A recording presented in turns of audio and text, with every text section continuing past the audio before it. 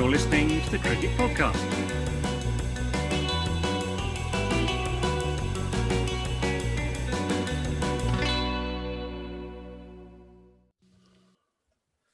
Hello everyone and welcome to the Cricket Podcast, where this week we will be talking about the three-match ODI series between England C and Pakistan.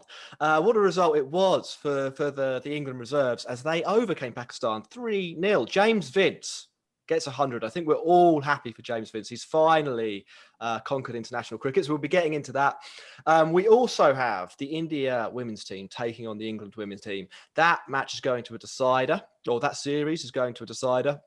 The second T20, well, there was carnage in that as 4 English batters were run out in their chase of 148. So there's plenty to talk about there. The India men's team, they're going to Sri Lanka, or the India men's B team, I think, are going to Sri Lanka. Hardik Pandya will be there.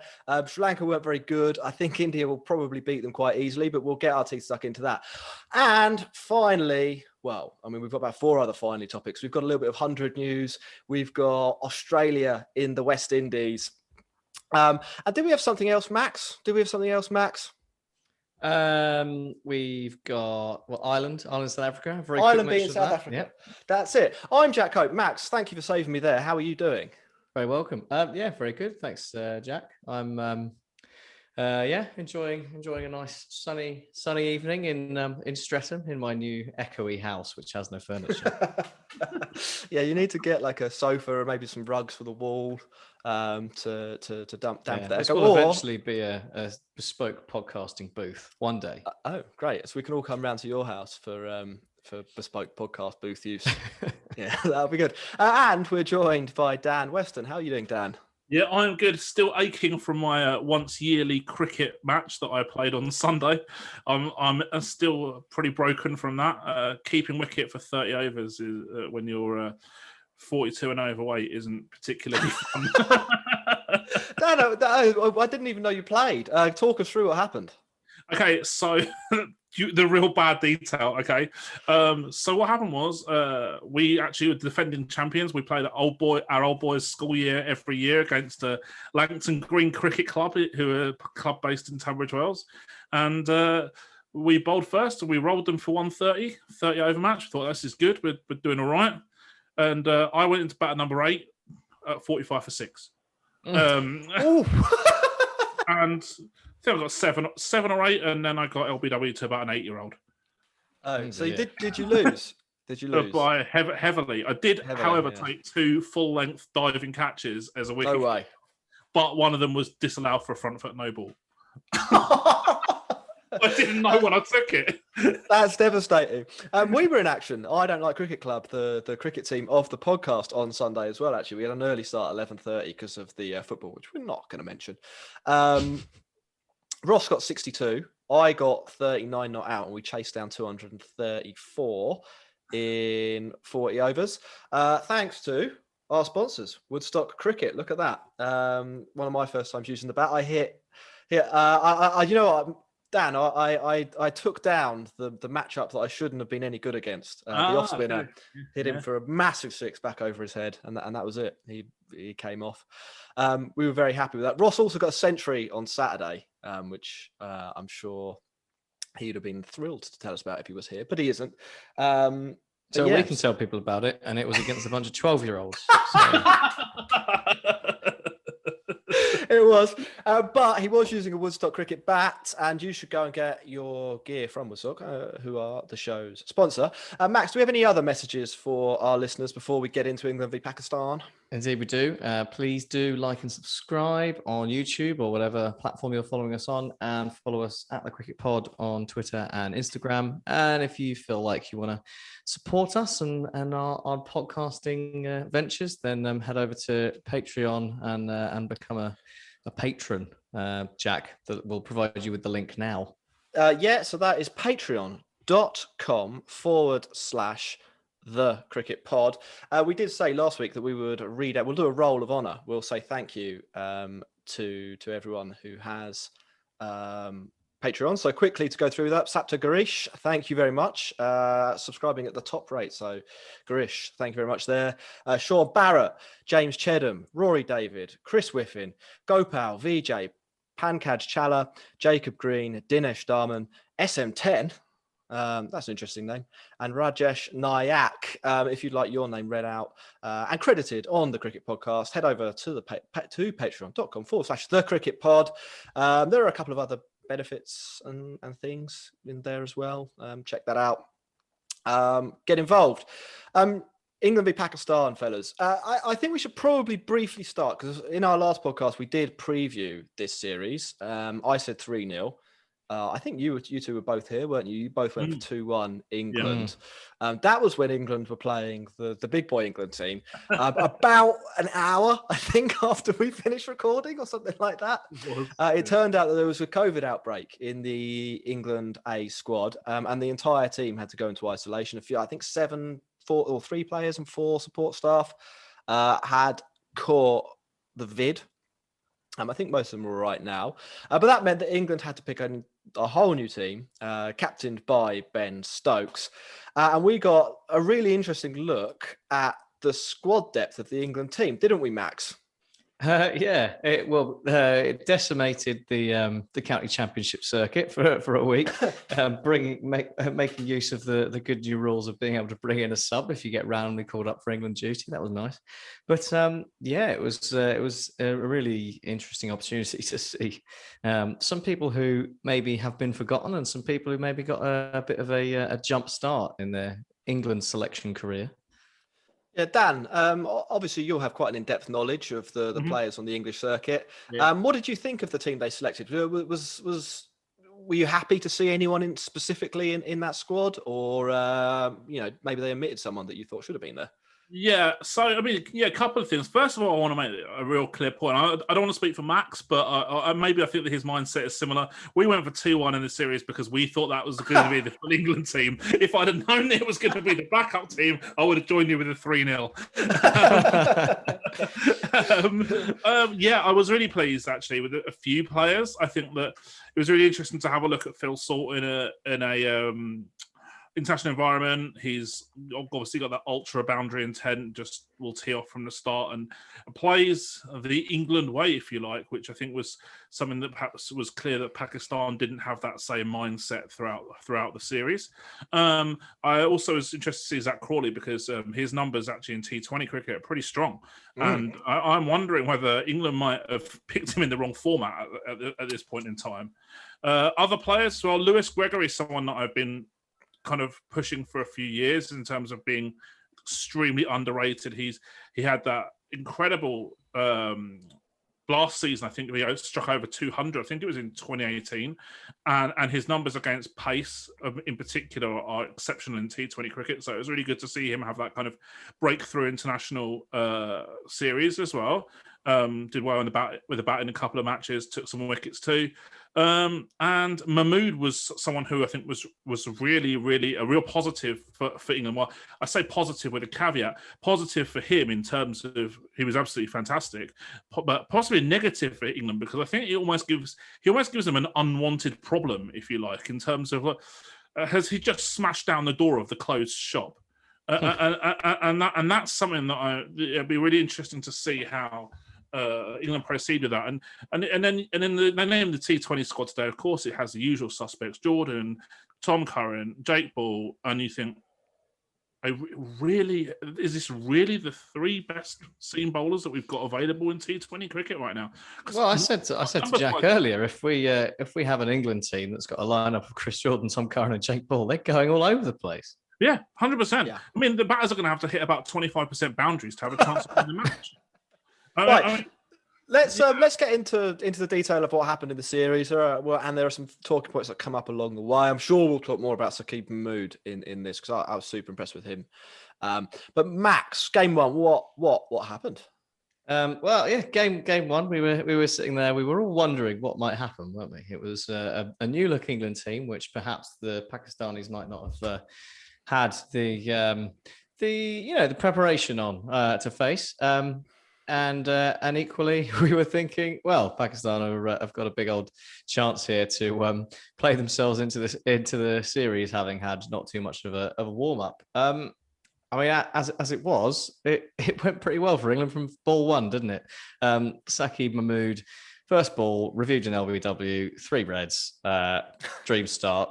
Third ball, Babar Azam's out, 0 for 2, and you're sort of wondering whether England have picked the right A team.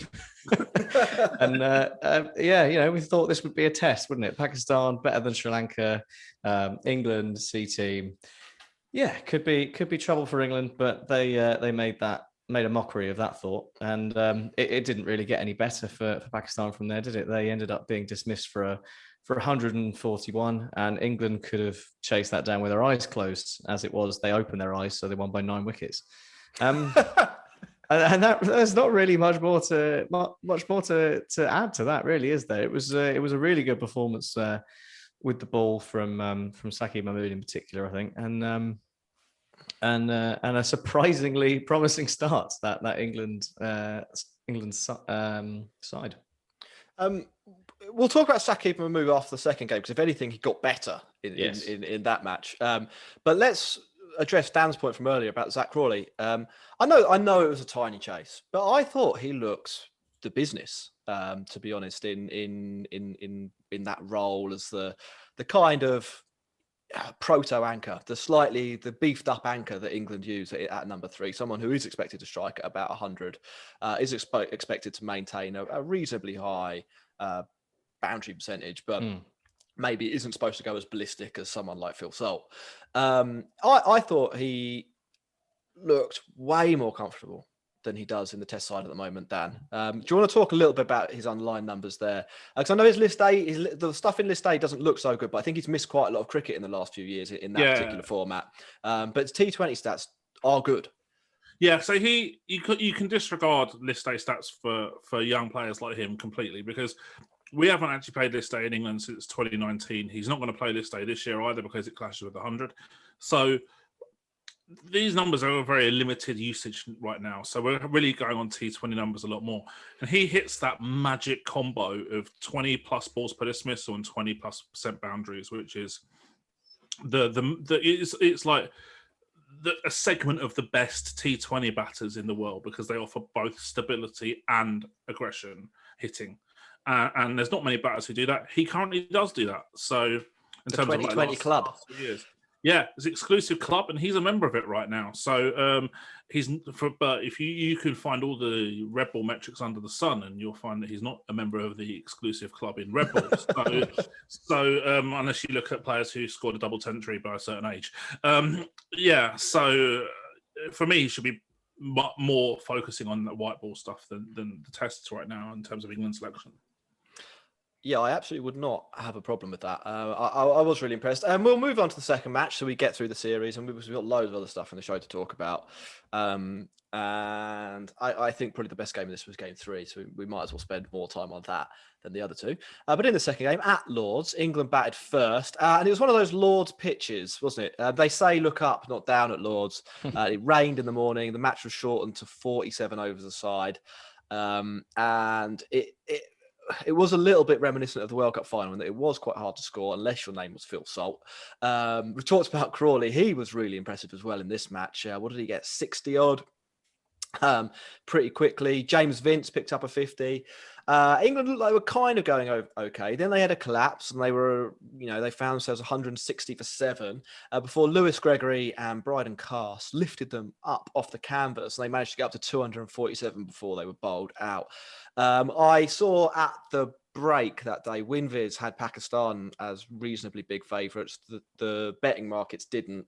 I think the betting markets were backing England basically, and I think that was right. 247 looked like a pretty good score on that deck, and that's what happened. Pakistan, the response, it just sort of never got going. Only Shakil reached 50. Frankly, England cruised it. Gregory took down the Man of the Match award. For his 3 wickets for 40 runs. And there was a little bit of late drama as Hassan Ali went ballistic. He took down Matt Parkinson. who had really nice figures and then got plundered in one over. He was out for 31 off 17 balls, and it was a little bit too late, but it was nice to see someone in the Pakistan team finally turn up for the series towards the end of the second match. Fellas, I actually didn't see too much of Saqib Mahmood in the first match. I did in this. His figures, 8 overs, 2 for 21. Dan, I'm just going to ask you straight up. Is he in your top 11 for England? Or is he one of the bowlers that you would pick in the England ODI team? ODI is so difficult because obviously we don't have a lot of ODI data to go on. So, I mean, I'd probably prefer to address that as a T20 question overall. Go for it, yeah. Nice politician's answer. Yeah, somewhat. So I think that he has a role in T20, but you have if you pick him, you can't pick other players. So I'm really always trying to be cognizant of the balance of a team and that you shouldn't have too many players who play the same role, not enough players who play different, a reverse role. So, for example, David Willey, Mark Wood, Saqib Mahmood are all better power play bowlers than they are in other phases, I would say. So you can't really have all three of them in the same team. So if you pick Mahmood, you have to lose at least one of them, kind of thing. So it's all trade-offs. But would I take him in the World Cup bowling like this? You have to. But you can't, like I said, you can't pick him in the same team as several other players, for example. Yep, fair enough. Max, you can answer the question specific to the ODI team. Saqib Mahmood, where is he in the pecking order? I mean, I'm assuming here, if England have got all of their players fit, you've got Jofra Archer, you'd think Wokes is probably above him. Yeah. Sam Curran, mate, is he above him? Where does Mahmood feature in your mind here? Yeah, well, it depends how you view Sam Curran, doesn't it? As a player, I mean, there's the general thinking about Sam Curran is that eventually he's going to end up as a batsman who bowls a bit, and there are games where he's played for England and has pretty much bowled like 2 overs in the power play, and that's it, and that's done. So I think you could probably separate him from Sam Curran, perhaps as a player, but I think he's in that sort of that upper echelon of backups, if you like. So you've got, Jofra Archer's obviously straight in there. Ben Stokes will be in there for his batting. You've got, and then you maybe say Mark Wood for raw pace, or Sam Curran gives you the left arm option, and then you're thinking, as Chris Wokes, he offers a bit with the bat as well, and then you're struggling to break into that, aren't you? Because you can find sort of other attributes of those players that might give them just the edge over Saqib Mahmood that maybe he doesn't make up for in terms of ability with the ball. But I mean, nevertheless, perhaps like another England player that we may talk about after we go over the third game. He's not a bad person to have to bring in if you do need to play him, is he? Bowling the way he is at the moment. No, I actually think it's Pakistan did not play the type of cricket that I think is particularly effective, especially in England. They didn't really put any of the England opening bowlers under pressure in any of the 3 matches. I know they managed a good score in the third match, but they did that playing like 2009 cricket, not playing 2000. Yeah, the traditional way. Yeah. So your figures are always going to look good, and you're always going to have a chance to, just put it on the spot and see what happens. And these balls have been moving around a little bit more than they might have done in the past. People have been saying that. But I was really impressed. I think he'll be pressuring people. 24 years old. I think in the next couple of years, he's definitely got time on his side. He's probably got to develop one more thing: a little bit quicker, good bouncer, really good slower ball, something like that. I'd have thought, and he'll be, nudging someone like Mark Wood out the way. I'd have thought for that team, and he should have deposed Tom Curran as the rotational option, I think. And I'd like to just quickly talk about Parkinson as well in this match, if we can, because he got hit around by Hassan Ali. Max, how damaging is that for him? No, you see, the thing is, it shouldn't be, should it? Because any spinner can get taken to the cleaners for for 4 or 5 balls. It happens. That's sort of the nature of bowling spin. It's the risk trade off that you have. You're more likely to get wickets. You're more likely to go for runs. But for Matt Parkinson, it just gives the England selectors that ammunition to go. Oh, you see, he does bowl too slowly because that can happen. So we can't pick him. I don't know if we've actually whether we've covered this point much on the podcast or whether it's sort of been done via correspondence on Twitter, but it does seem, because we've been wondering for ages, why is Matt Parkinson not getting a fair crack? And the moment he came onto bowl in the first ODI, and I think it was Bumble on commentary, was like immediately the first thing he mentioned was the fact that his speeds were about 48 miles an hour. I thought, oh, right. Legendary data analyst. Bumble. They've decided he's too slow. That's it though, isn't it? That's what England have done. They've gone, oh, he's too slow. It's almost like they looked at Kuldeep Yadav as well. When he came on, bamboozled England. England worked out that maybe he bowled a bit too slowly and got the number on him. Maybe they've just decided that's what will happen with Matt Parkinson. I did think the Kuldeep Yadav comparison is an interesting one. Dan, do you think there's any credence to that? Well, they're different types of spinners to start with. So Crawley Yadav is a left arm unorthodox wrist spinner, and Matt Parkinson is an orthodox right arm leg spinner. No, I don't. Do you know what? Right, it really irritates me, this mantra that Parkinson is somehow not going to be able to play international cricket because he's too slow. It's the biggest load of rubbish that I think I've ever heard an ex-player or commentator say, which is, that's a high bar, trust me. Right, listen, okay, because, and I'm going to be really brutal here, and I'm sorry if this offends people, but these ex-commentators, I think a lot of these ex-players as commentators, I think they can just go and they trade off their name. They don't need to go in and do a ton of preparation. Some are better than others. Some commentators, particularly a few of them on Sky, Mike Atherton, Nasser Hussain, are actually, I think, really quite good.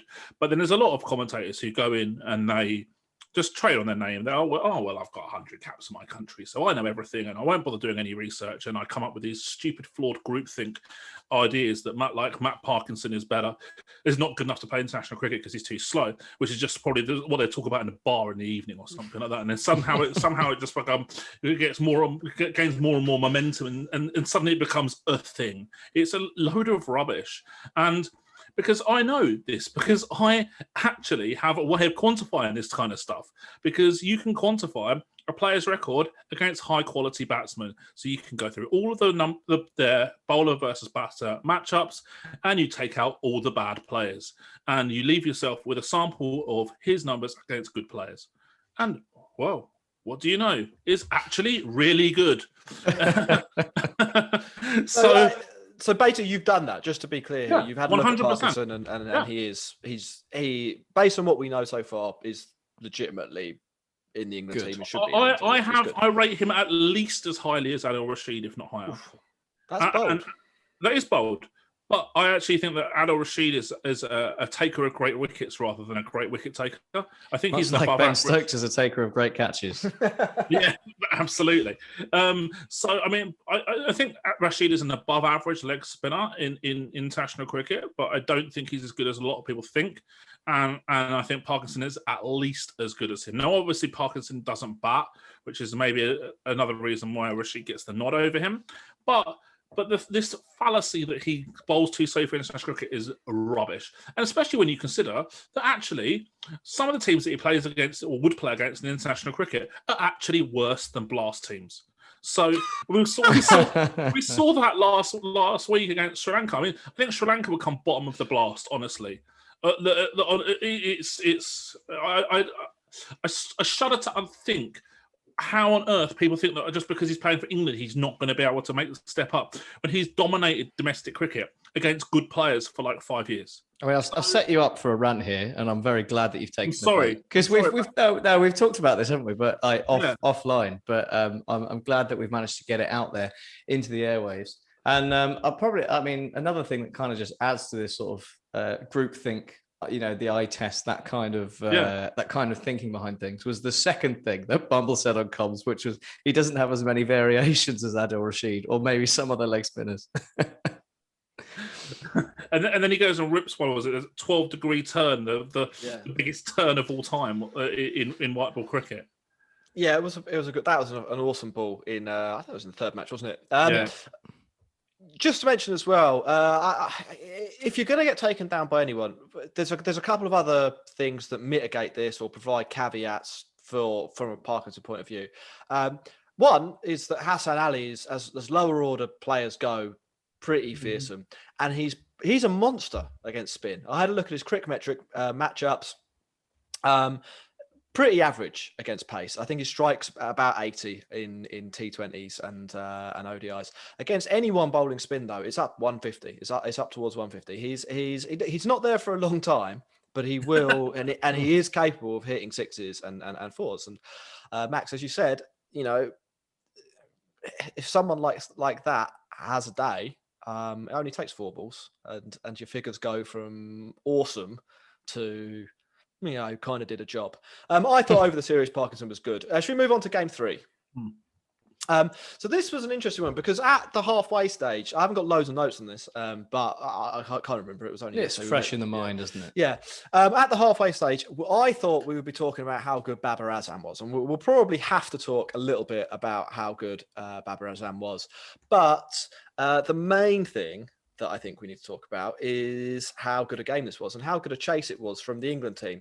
So let's see. At the halfway stage, Pakistan, they'd managed to get up to 331. Now, it was kind of an interesting way of going about getting 331 because they were slow as shit for the first half of this game. Let's have a quick look at when the second wicket fell. So Imam, who should have been out in the first over LBW and it wasn't reviewed, he was out in the 25th over of the game with Pakistan on 113. So what does that mean? Quickly off the top of your head, Max. The Pakistan scored 220 off the next 24 overs. So and they actually sped up at that point as well because after 20 overs they were even slower than that. Yeah, so they really went ballistic, and the partnership that did most of the damage was between Babar Azam and Mohammad Rizwan, who I think are probably on balance Pakistan's best players. I'm not 100% sure Rizwan is an international quality number 4, but he looked at yesterday as he picked good up keeper though, 74 or 58, and Azam netting 158 off 139 balls, which let's face it, boys, that was a pretty classy knock from, was he the number 1 ODI batter in the world at the moment? England, in response, they got off to an absolute flyer as Phil Salt took down Shaheen Afridi in the first over, hit him for 4 fours. He was batting like, one of those Arctic explorers trying to kill a seal. It's not a lot of technique. It's all bottom hand, and it's really, really violent. In the second over, David Malan was out, caught behind, even though he didn't hit the ball, didn't review it. No one was really sure why. That's really weird. It was incredibly weird. But Salt kept going. What was really interesting about Salt's innings was how angry the Pakistan players were getting at him. I'm not sure if Phil Salt is a big talker. I've not heard that he is. Nobody seems to be saying, Phil Salt is the biggest sledger in England. I don't know if he's a big talker, but he was a big grinner when Shaheen Afridi came down and gave him the eyeball. But he was really winding Pakistan up. He ended up with 37 off 22 balls. And that, I thought when he was out that Pakistan had lost the plot a little bit. They went wild. They've got a guy, I mean, just to put it into context, Phil Salt is playing his 3rd ODI. He has 150. He's on 37. I know he scored those runs quite quickly, but they celebrated like they dismissed Brian Lara in the World Cup final. It was way out of proportion. I just thought they don't really feel like a team that are completely in control of what's going on here. Maybe there's like a meta game from the PSL. He's only faced 40 balls in the PSL. I read he has been there and he was good, but he's only faced 40 balls there. Maybe there is something going on from the PSL. Maybe he's a big character. Maybe he is a big character. Anyway, England, then they found themselves in a little bit of trouble. Zach Crawley looked nice. He only got 39, though. Stokes came. Pakistan did their thing. They dropped him twice. That was quite... Stokes was 32 for 3. That was quite poor. Pakistan's fielding all round was dreadful. And it looked like the game was going to get away from England until Lewis Gregory joined Vince at the crease. And between them, they moved England from 165 for 5 to 294 for 6. And when Vince was out with 7 overs to go, the game, I think, was more or less done, given that England still had another 2 all-rounders to come to knock off the last few runs. The star of the game, though, Max, we've laughed at him a few times on this podcast. James Vince. It was really good, wasn't it, to see him, I guess, make his mark finally at the international level. Yeah, I think for James Vince and an England fan, it's been an interesting relationship over the last 5 or 6 years, hasn't it? I think everyone wants to be behind him and wants him to do well, mainly because of his cover drive. That's what got him a place in the England side in the first place. And that's what got him into English fans' hearts, because it is such a lovely thing to see. So, I think the ire that maybe was sent James Vince's way in throughout his short test career was one of frustration and willing him on to do well, and willing him to be a success for England. So I think, I think everyone will have been pleased for him to finally get over the mark of that century. But and I think it's probably cemented his place again as like a first backup for England. You know, he was there in the World Cup, wasn't he? He played a couple of games in that World Cup side, and I think he can be a solid backup for England if he can put in that kind of performance. But I was sort of thinking about this and sort of some of the criticisms that we've levelled at England and their selection over the last few months, perhaps, and a lot of that sort of come down to us saying things like,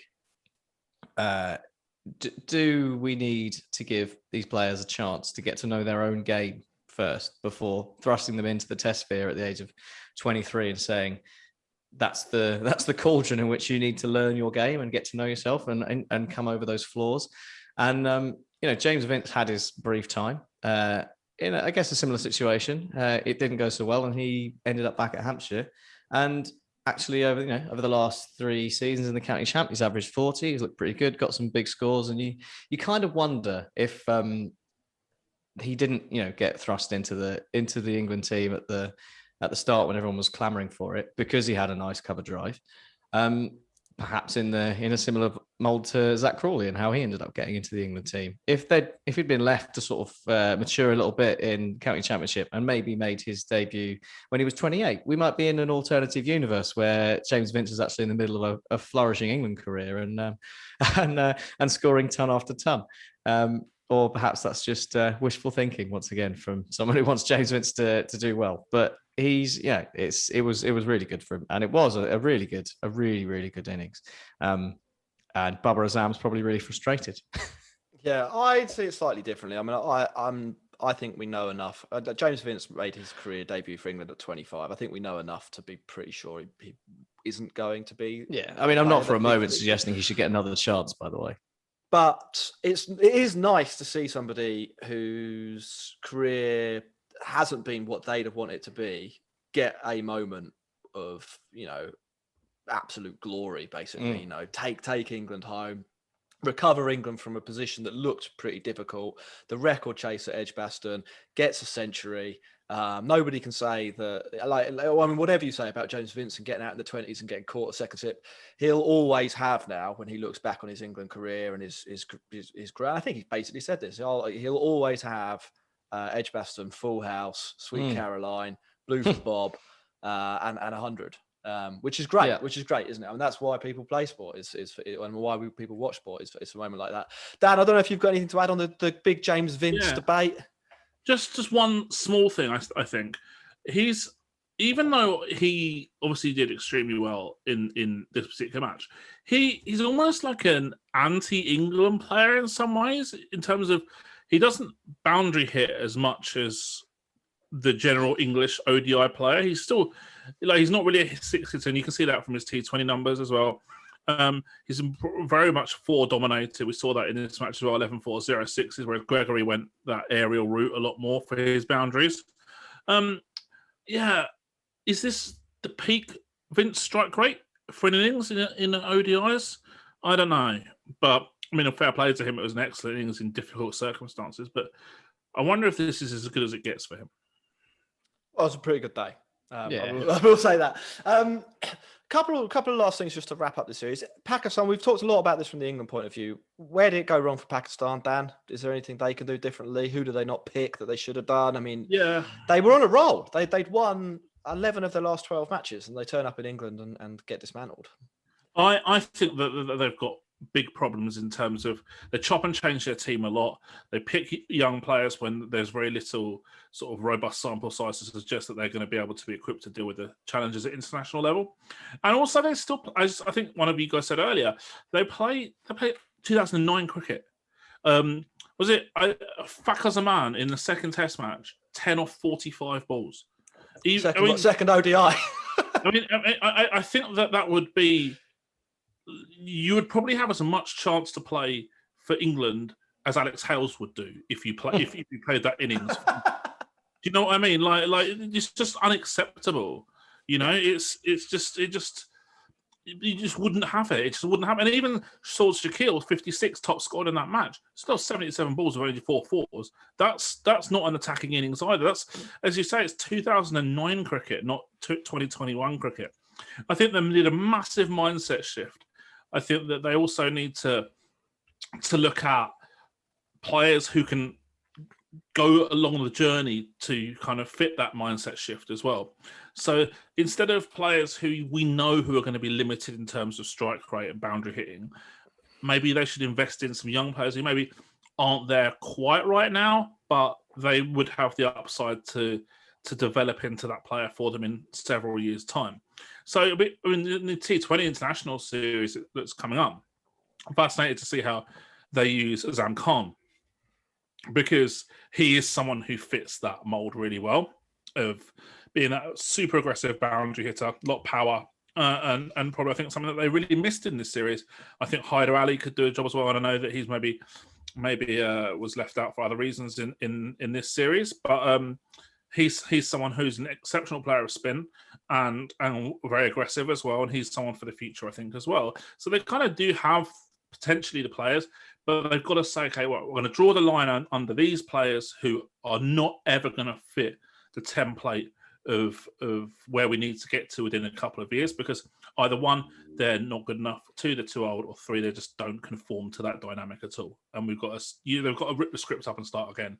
And instead of doing constant chop and changings between matches, they need to do that one clean break and then say, right, this is our group of 15, 16, 17 players. We'll pick from them. Yep. I thought the other thing that came out of this series was it was a massive endorsement of the quality of white ball county cricket in England at the moment. I mean, if you take Stokes out of that team, the other 10 players, the over-under mark on the total caps they'll get in their career could be as low as 100. I mean, it may be maybe Mahmood and Parkinson will bump that up a little bit because they're young and they look like they probably got the stuff. But a lot of those guys are never going to play again, or are going to only play very few matches in T20 and 50 over cricket for England. And they beat Pakistan soundly in 2 matches and set the record chase at Edgbaston. Now I know we've been told privately that by pros that there's a feeling in county cricket that it's not respected as well as it should be, particularly with respect to some of the other franchise competitions, the Big Bash. But I mean, I thought what we got from this was kind of an endorsement of that point of view, Max, wasn't it? It's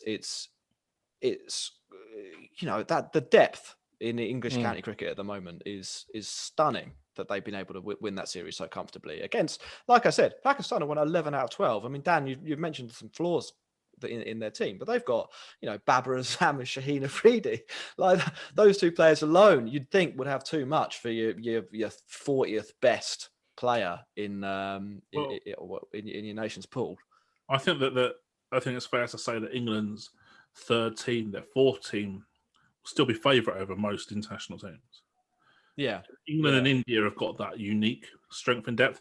And you mentioned about the comparison of county cricket to the Big Bash. I actually think that the Blast is, and certainly if you condensed it down to the amount of teams in the Big Bash, will be extremely higher quality than the Big Bash. Yeah, and that is what we've heard from people who have played in it. I've watched Surrey in the Blast a number of times, and I've seen the odd player come over who's made a semi-career in the IPL and a career in the Australia team out of playing in the Big Bash, and watch them at the Oval, and they've been absolute pads. There's my anecdotal evidence. We're going to wrap up part 1 of the show now. When we come back, we'll be talking about India for about 15 minutes. Then we've got the two T20s between England and Pakistan. Then we've got Australia in the West Indies, and then we've got some 100, and then we've got Ireland. So we're going to have to get through all of those topics really quickly. Sundries. There's plenty of stuff for us to talk about. Just a reminder, Woodstock Cricket, our sponsor. Just a quick shout out to them and all the runs that they helped me and Ross score this weekend.